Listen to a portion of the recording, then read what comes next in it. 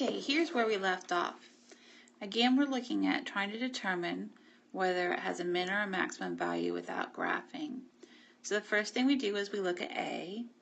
A tells us, A is 4, which tells us this is positive A, and that tells us that this graph opens up.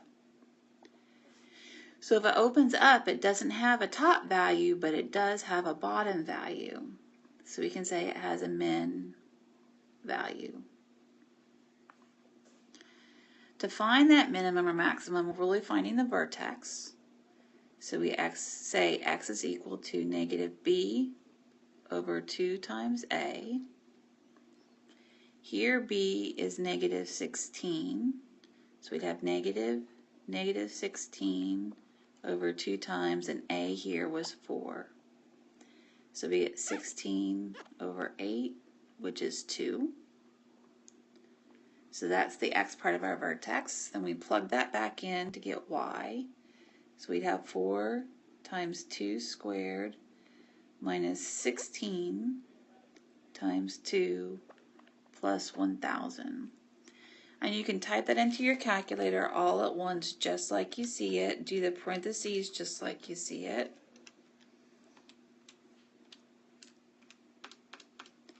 And if you do that, you should get 984. So that's our y value.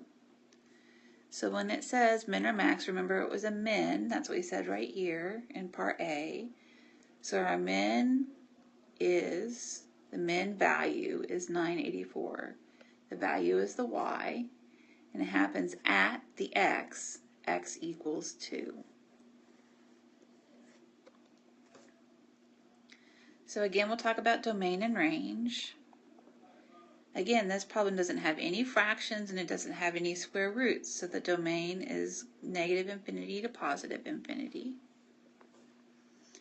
And then the range, remember this graph opened up. So there's a bottom to this graph. There's a lowest value, and we said the lowest value was 984. So that's where it's going to start, is 984. And it's included because we've got that value. But then it opens up for forever. So the top of the range is going to be positive infinity.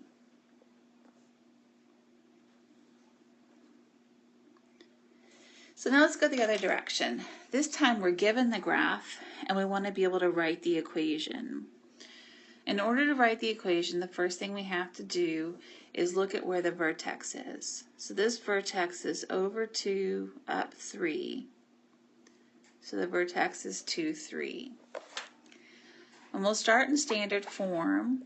Standard form is a x minus h parenthesis plus k. And this is our h and this is our k. So we get y is equal to, and we're going to assume that a is 1 in our problems just to make it a little simpler. So we'll have 1 times x minus 2 squared plus 3. And that's standard form. We could just drop out that 1 to make it look a little bit neater. So that's standard form. To do general form, we just need to take that and we write out the x minus 2 twice because that's what the squared means.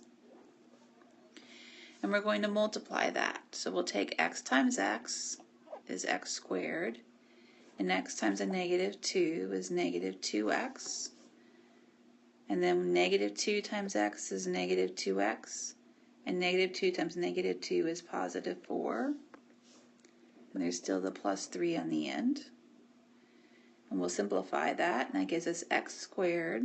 Put these together, minus 4x, and put these together, plus 7. And that's in general form. Let's try one more of those. So this vertex is left 2, so that's negative 2, and then down 1, that's negative 1. Notice that this parabola opens down, so when we write it in standard form, we need to have a negative in front of our parentheses to tell us that the parabola opens down. Remember, this is our h and this is our k. And standard form is a times x minus h squared plus k. So we'd have x minus, and then this is a negative 2 squared minus 1. So to neaten it up a little bit, we would put the negative in front still, and we'd write x plus 2 squared minus 1. And that's our standard form. So to put it in general form,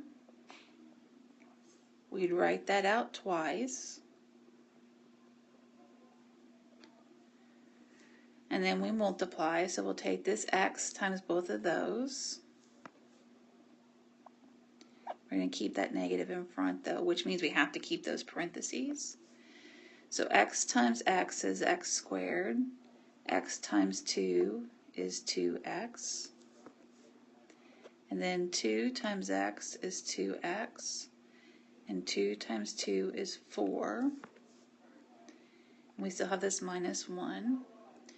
Now we need to take that negative times everything inside of here. Remember, it changes the signs. So we have negative x squared minus 2x minus 2x minus 4. This one is outside the parentheses, so it stays the same. So we took that times everything there.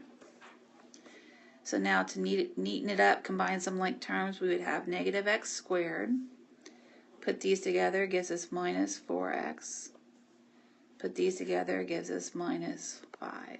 And that's our answer.